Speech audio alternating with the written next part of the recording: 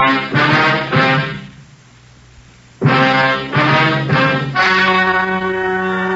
and gentlemen, the story you're about to hear is true. Only the names have been changed to protect the innocent. Fatima Cigarettes, best of long cigarettes, brings you Dragnet.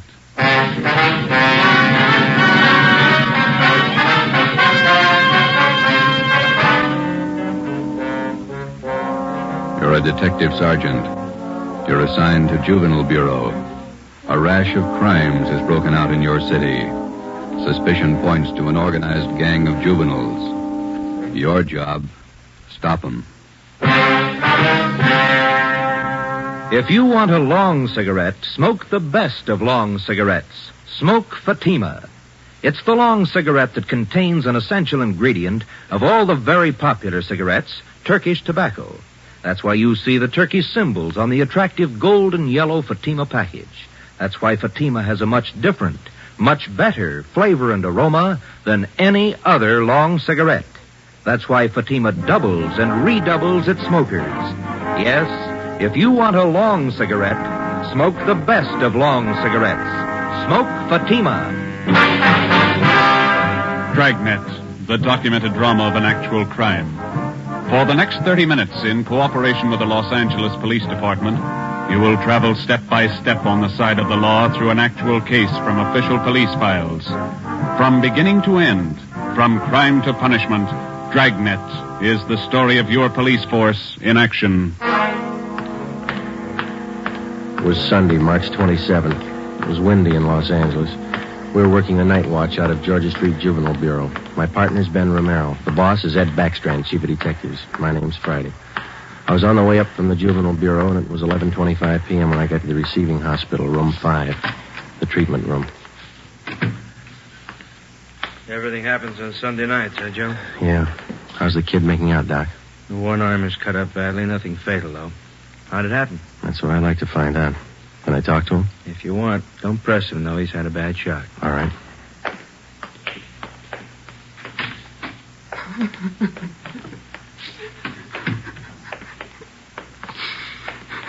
Officer here to talk to you, son.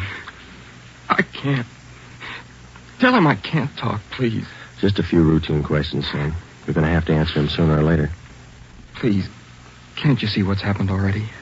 I can't tell you anything. Jack Monroe, is that your real name? Yeah. How old are you? I'll be 16 next July. Where do you live? I can't tell you. You know that. Now, let me alone, will you? Let me alone. You've been running around with that gang of kids on Spring Street, haven't you? The big timers, isn't that what they call themselves? I don't know anything about it. Believe me, I can't talk. You tipped us off about the burglary they were going to pull tonight. Is that where they knifed you? Look, will you believe me? I can't tell you anything. Not anything, please. He's still shaky, Joe. All right, Doc. Well, Jack, we'll talk about it later when you feel better. You see what they've done to me already? They said next time they'd kill me.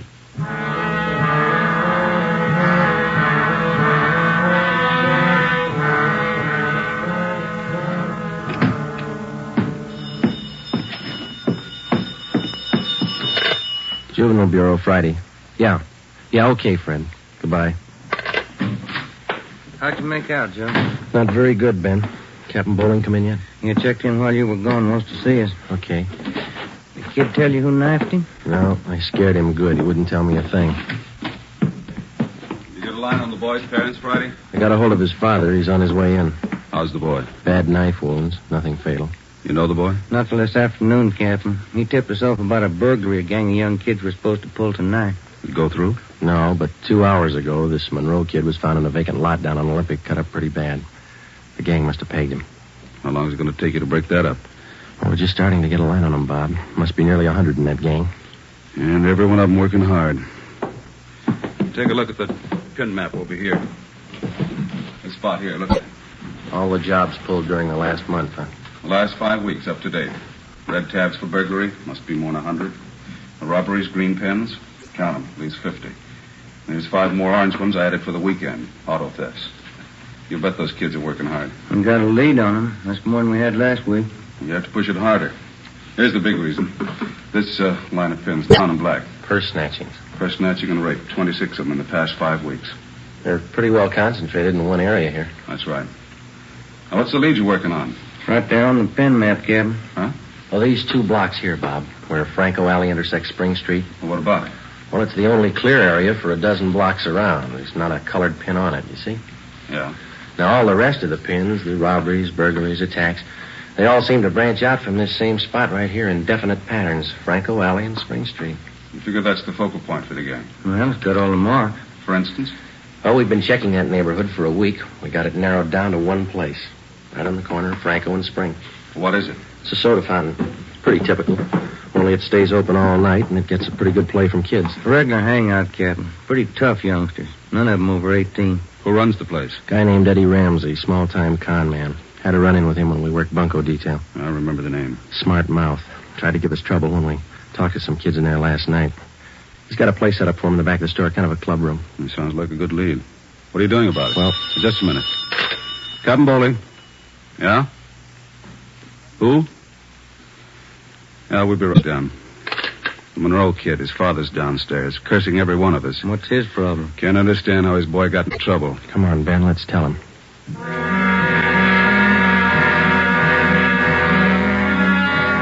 What kind of a city do we have when we can't allow our children out on the street without being stabbed or shot? What's our great police force doing when this is going on? I'd like an answer if you got one. I demand an answer. We got an answer for you, Mr. Monroe. Will you sit down? My boy's lying in there in that hospital bed, cut to pieces. What did you do to prevent it? Tell me. You tell us, Mr. Monroe. What'd you do to prevent it? I'm no cop. That's your job. I pay my taxes and I help pay your salary. We look out for your kids, but we don't raise them. That's What are you your talking job. about? Just a minute, Mr. Monroe. Answer me this. How old is your son, Jack? He's 16, I think. Why? You know what he does with his spare time? Where he spends his nights? Of course I do. He's at home. Some nights he goes to the library. Then you don't know much about your son, Mr. Monroe. For the past month, 4 nights out of 5, he's been hanging around with a gang down at a soda fountain on Spring Street. He's down there as late as 2 a.m. He says he goes to the library. How do I know? I'm a busy man. Did you know that your son is mixed up with that gang? He's not mixed up with a gang. A bunch of small-time thieves, but they're growing. They started with purse snatching, breaking in parked cars, burglarizing candy stores. You don't know what you're talking Wait about. a minute, please. And then they took up robbery, stealing cars, beating up girls, women, attacking them. You're crazy. Jack's not that kind. He's part of that gang, and right now we hold all of them responsible. My boy wouldn't do anything like that. He's a member of that gang, he told us. They're the ones that knifed him tonight. That's a lie. Jack's not mixed up with anything like that. You believe anything you want, Mr. Monroe. We're going to protect your boy as much as we can, but don't expect us to raise him for you. Now, you better take a free piece of advice. You keep your advice.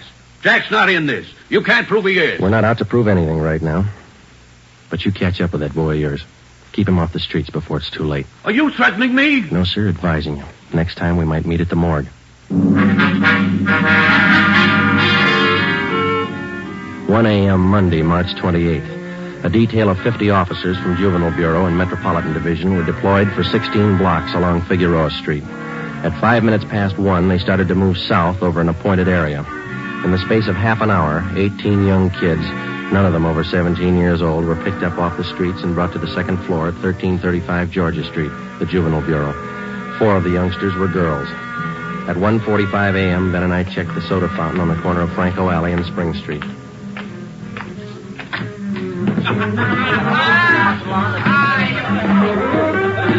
Same bunch, Joe. Business as usual. Yeah, come on. Hey, Teddy, the Bulls. They're back again. Same guys. Go back and tell Eddie. Hey, look, why do you guys have to keep tracking us, huh? You'd think we were crooks or something. You were here the last time we checked in, Teddy. You ever go home? Sure, when I'm tired. I ain't tired. What's the matter? That's your money on the table there? Sure, it's my money. You want to borrow a buck?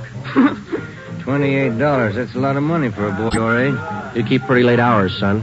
You have to go to school in the morning? Maybe. I can sit here, can't I? It's free country. I'm drinking coffee. You gonna make me on that? You've been drinking more than coffee. Where's your driver's license? Every time the same thing. There. March 10th, 1933, 16 years old. They giving you trouble, Ted? Eddie's on his way out. What's your name? Jones. Clyde Jones. Huh, Ted? Sure. He's got money, too. Rich family. You can save the smart talk, boys. Any of your pals in the back room? What's the trouble now, Sergeant? How many times a week do we get a checkup? Go ahead, Eddie. Read them off. We told you the last time, Ramsey. Clean up your place here or we'll ride your back till you do. I told you the last time, Sergeant, there's nothing wrong with my place. It's almost 2 o'clock in the morning. You got a dozen underage kids hanging around here doing nothing. Some of them have been drinking. Schoolboys. Better to have them in here than hanging around outside in the street. I keep an eye on them. You're not the guardian, Ramsey. This time of night, they've got no business in here or on the street alone. That's your opinion, huh? That's the law, Ramsey. Now, either you shut down that back room and keep these kids out of here late at night, or we'll go after your license. You don't scare me, Sergeant. You can't prove a thing. A couple of these kids have juvenile records. They're on probation. We can tag you for contributing. You still don't scare me. Now, why don't you leave the kids alone? That's right, Eddie. Read them up. Ben, get Benson and Bell. Roger. If you won't clean up your place, Ramsey, we'll do it for you. Yeah? What are you going to do? We're pulling these boys in, all of them.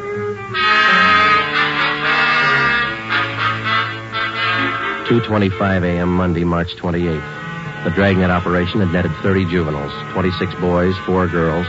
24 of the children were between the ages of 16 and 17. They were lodged in the assembly room at the Georgia Street Juvenile Bureau. The other half dozen were 13 and 15-year-olds. They were taken to the juvenile hall at 1369 Henry Street.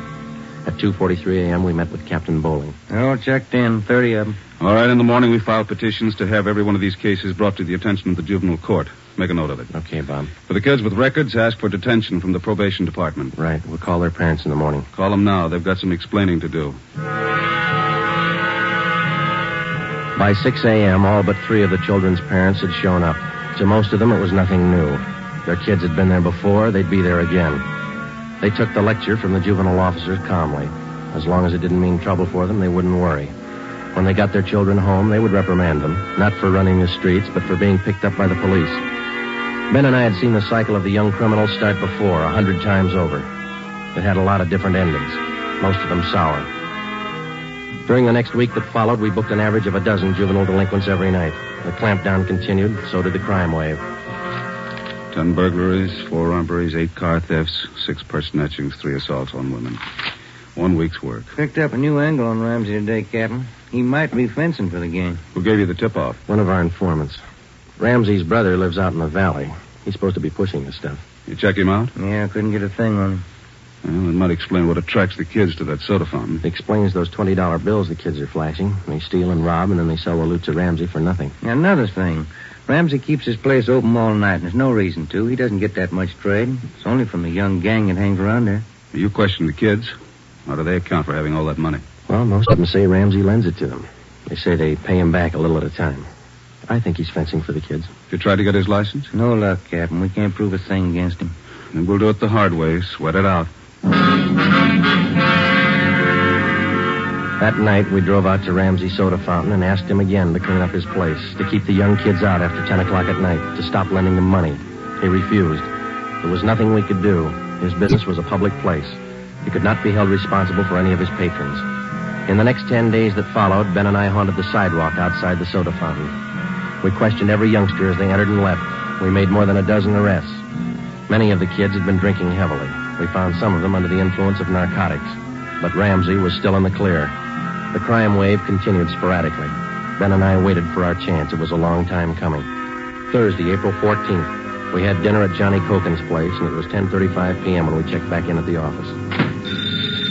Hot shot. Grab it, Joe. Yeah. A terminal on Market Street, a 459 and shooting. A terminal on Market Street, a 459. Let's go.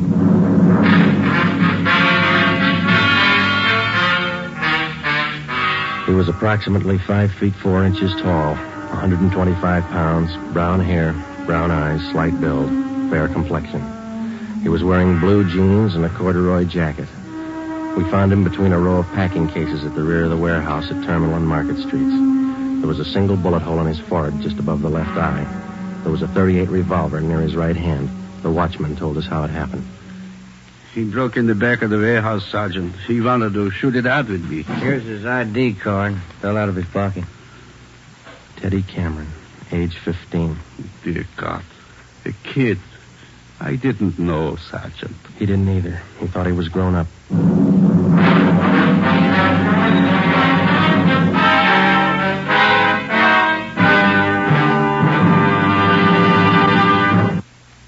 You are listening to Dragnet for the solution to an actual case from official police files. Now, here's the solution to many of your Christmas shopping problems. If your friends smoke a long cigarette, give the best of long cigarettes. Give Fatima, and all is well.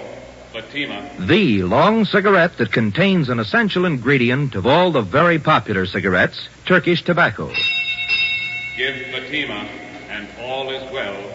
Fatima. The cigarette that has a much different, much better flavor and aroma than any other long cigarette. Give Fatima, and all is well. Fatima. The cigarette that has doubled and redoubled in popularity. Here are the authentic reports. New York Division.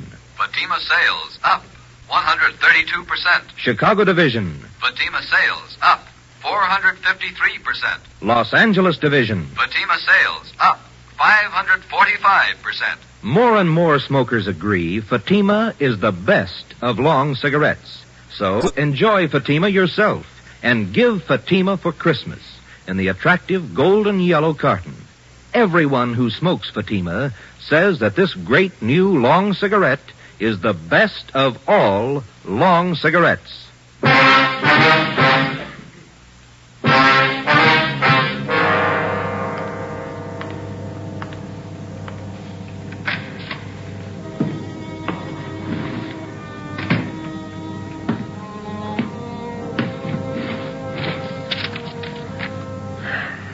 Los Angeles Police Department, Form 311, dead body report. Type, gunshot. DR number 437695. Victim, Theodore Cameron. Residence address, 960 Charter Street. Date and time of death, Thursday, April 14th, 10:35 p.m.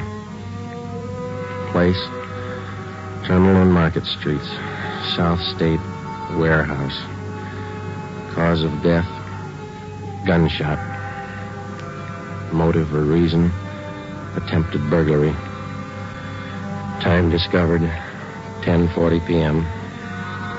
Removed to County Morgue.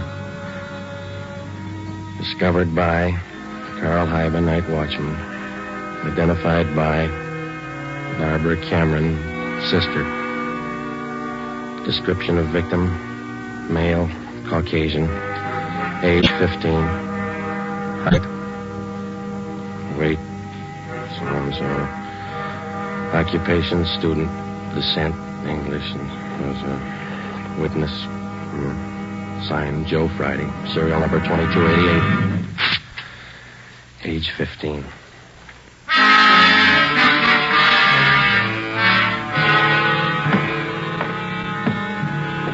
Ready, Joe?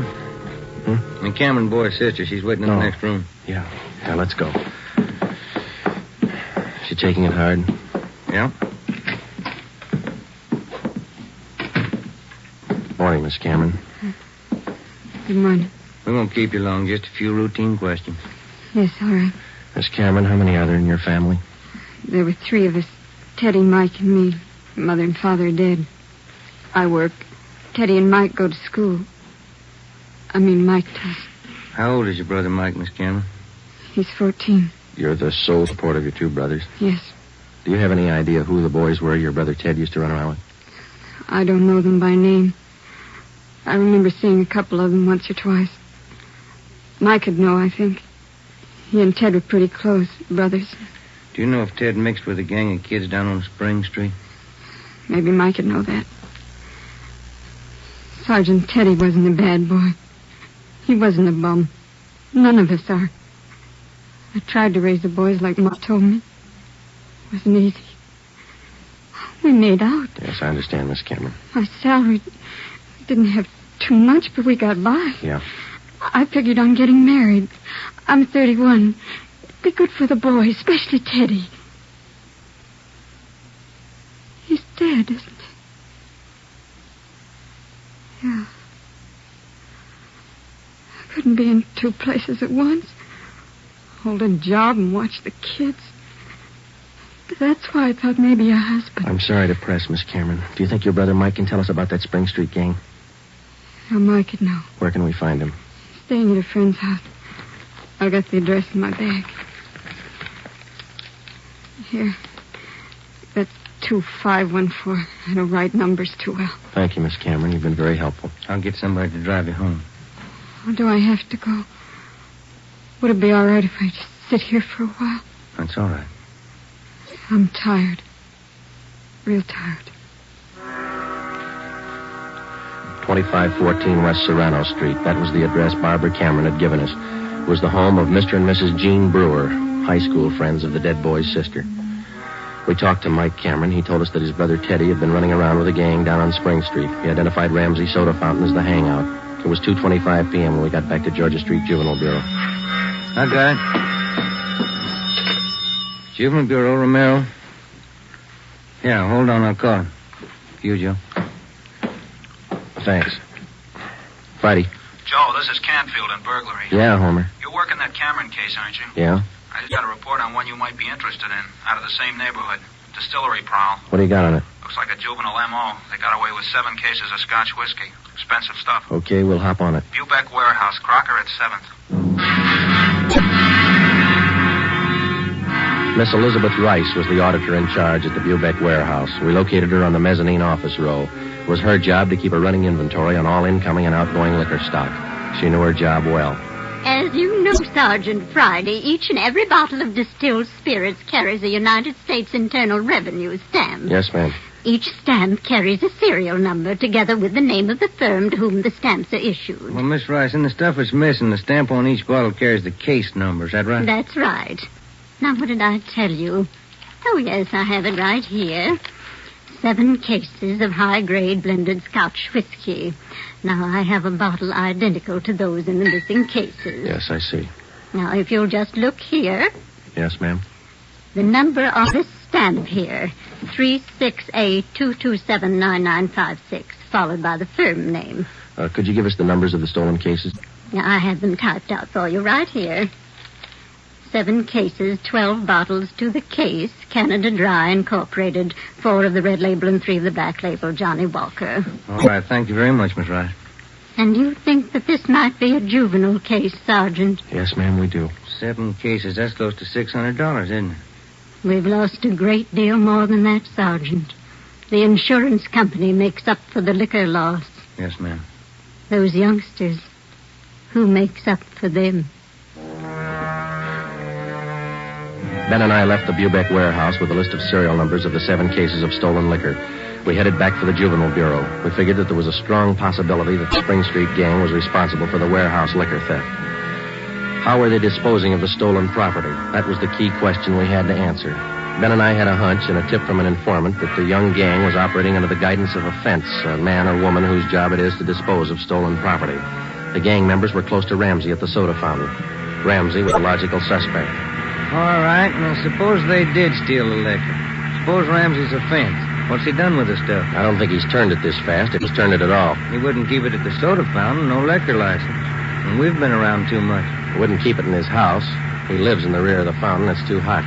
Only leaves one other location that we know about. His brother's place in the valley. It was 5 minutes to 10 when we turned left off Ventura Boulevard onto Sepulveda. Ramsey's brother had a small farm about a mile and a half off the highway. It was a modest white frame house planted squarely in the center of an acre of ground. An unpaved driveway led off to the left of the house to the garage. Pull up here, huh? Yeah, okay. Yeah, it looks kind of quiet, no lights. Let's go.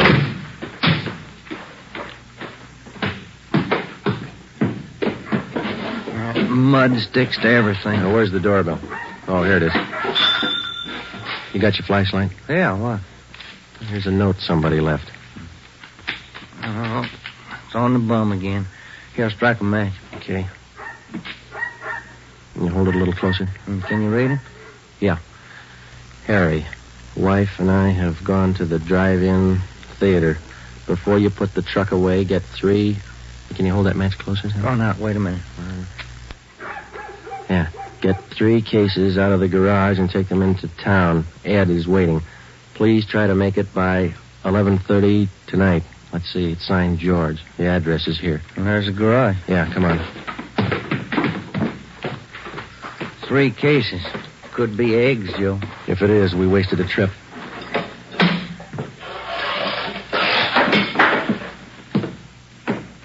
I'm out of matches, Joe. All right, here, use mine. What was that? Checking. Come on. See anything? No. There goes the light. Just a minute, I'll strike another one. You can save your matches. We found it. We found 5 cases of Scotch whiskey on the floor of the garage. We checked the serial numbers against the warehouse list. They matched. We went back to the car and called communications. We had an immediate stakeout placed on George Ramsey's place, and then we headed back for the city. It was 11:20 p.m. when we got to the address we found on the note. Oh, it's about time, Harry. Hello, Ramsey. We can do without the music. What's your problem this time? Hey, you're almost out of Scotch, Ramsey. Serial numbers check out, Joe. Sorry I can't offer you a drink. We're too old to drink here, aren't we, Ramsey? Where's your phone? You want to invite somebody? You can see we're out of booze. You got a phone? In the hall. Ben, call the office. Yeah. All right, what's it all about? We've been out to your brother's place. What happened to the other 2 cases? You drink them here? I gave it to the kids. What are you looking at me like that for, Sergeant? Anything wrong, Eddie? Party's over, kid.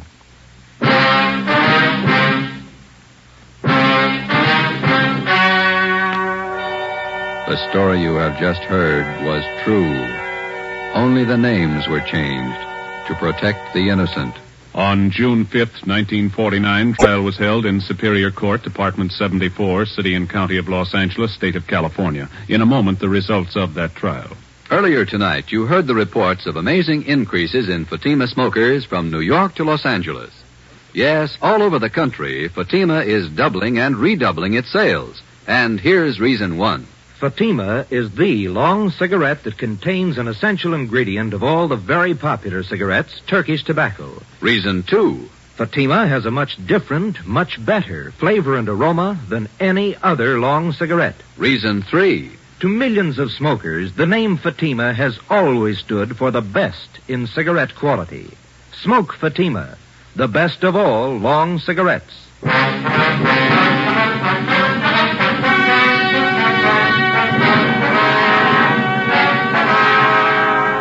Edward and George Ramsey were tried and convicted in Superior Court of receiving stolen property. After serving their terms as prescribed by law in the state penitentiary, they will be returned to the county jail where they will serve a 1-year term for contributing to the delinquency of minors. You have just heard Dragnet, a new series of authentic cases from official files.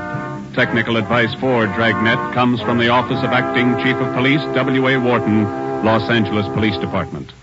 Honoring the city of Greenwich, state of Connecticut, and the men who make up the Greenwich Police Department, another of America's great law enforcement agencies.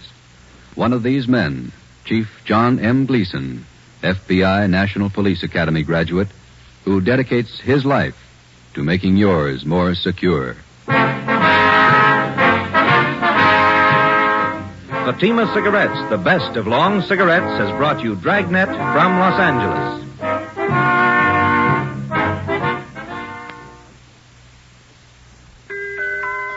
This Christmas, give the gift that makes every pipe smoker happy. A Christmas humidor of mellow Granger. Granger is made just for pipes by the tried and true Wellman method.